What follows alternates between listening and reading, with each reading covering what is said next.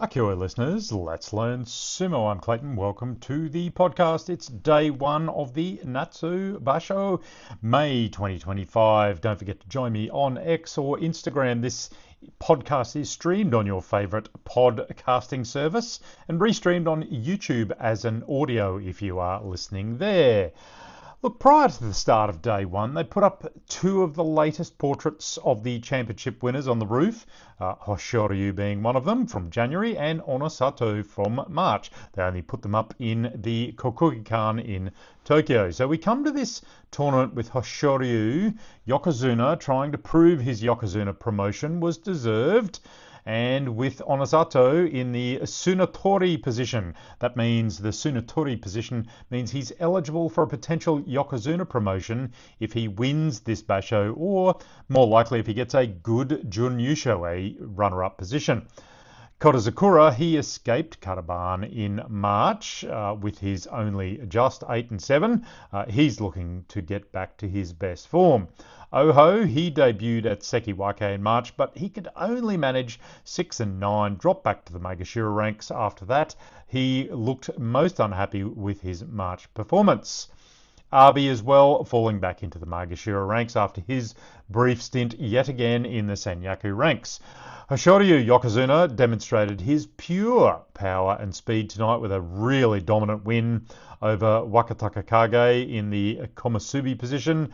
He fired out of the Tachi-Eye, smothered any defence that Wakataka Kage could offer, didn't let Waka get his arms up at all, drove him back and across and out with a big strong arm on his shoulder. Oshidashi win for day one for Yokozuna Hoshoryu. He will be happy with that. He looked fired up before the beginning of the match, motivated.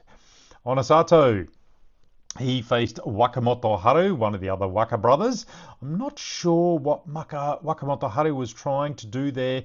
He didn't really drive at the Tachi-Eye more. He waited, tried to shift left, perhaps trying to get onto the right side of Onosato off the Tachi-Eye, but it didn't work. Onosato defeated the move, drove his hand right into around the left side of Wakamoto Haru's body, under the armpit, for total control, drove Wakamoto Haru back and out fairly easily on that one. Yorakiri win for Onosato, who said before the tournament that he really does want to get to Yokozuna. He's been dreaming of it since he was a young boy. If he does do it this tournament, he will be the fastest to Yokozuna promotion. Kodazakura and Oho, they had a bit of an epic fight for the day one battle for them. Kodazakura, he went for a really strong Tachi-Eye, got a good Nodowa attack, neck thrust on Oho. But Oho's defense, they locked up and Oho went for an upper left body grip. Kodazakura, he got that left belt inside. He tried to pull his arm out, change to a double inside grip. But Oho, he locked up both of Kodazakura's arms. It looked like Kodazakura panicked there for a moment. He couldn't convert it. He was locked up. Oho controlled him. Then he let go as he got Kodazakura under the shoulder, went on the retreat, pulled him down across the dohyo. Karasakashi, a real Midori Fuji move. Kodazakura went sprawling as he was dragged backwards. Really good circling left position to take that under shoulder swing down. Look, a real confidence killer for Kodazakura, who just could not finish Oho off. Oho, he just looks super motivated, and even in the interview afterwards, he was very closed-mouthed. He was really just offering very cliched platitudes. You could tell he didn't want to share anything. He was just angry and motivated at where he finished after March, and it looks like he really wants to get back to Sanyaku. Daisho, he met up with Abi. Abi came out and drove Daisho back with that big Nodowa neck thrust. Daisho, he got the thrusting going as Abi lost his balance, almost went down, his knees collapsed. He recovered, but he starts thrusting out, but Daisho, He got a good sideways hit after he got his Sapari thrusting going. That threw Abi to the ground. Another excellent win for Daisho. Goneyama and Kirishima. Look, this was a really good bout. As a mata by Goneyama, as Kirishima and he were kind of facing off. Kirishima really wanted Goneyama to go down first. Look, great defence by Kirishima. It was a really super motivated, very fast Goneyama. He charged hard off the tachi-ai. Goneyama chased Kirishima throughout, but Kirishima looked like he had a bit of control there. Goneyama went past Kirishima, tried to get his arm.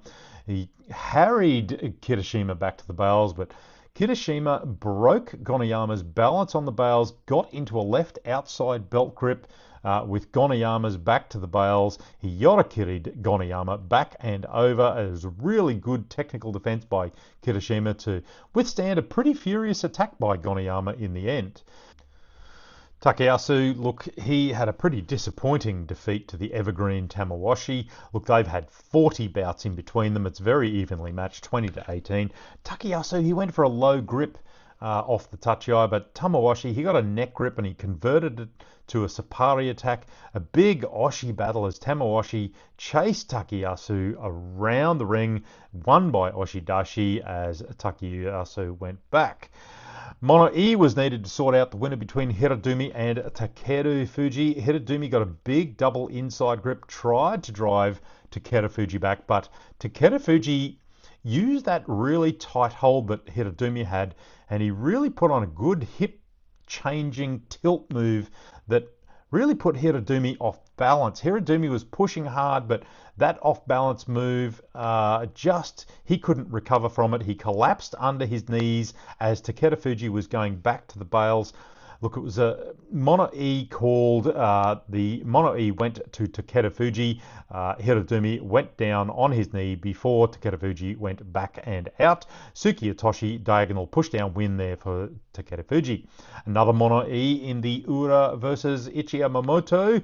Look, it was always going to be interesting between that pair. Ura went in low and waited for, as Ichi waited for Ura. They exchanged thrusts. Ura tried to keep Ichi Yamamoto just at that distance with the long arm, because we know Ichi Yamamoto likes to drive forward, likes that Sapari thrusting.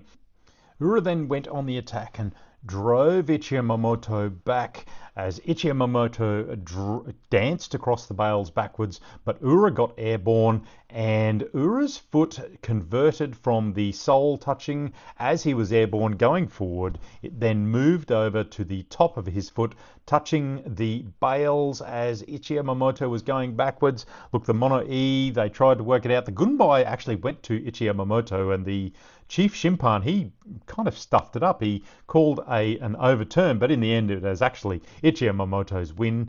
Hataki Komi for that win. Oshoma, he did a meet and move on Chiyoshima for the win.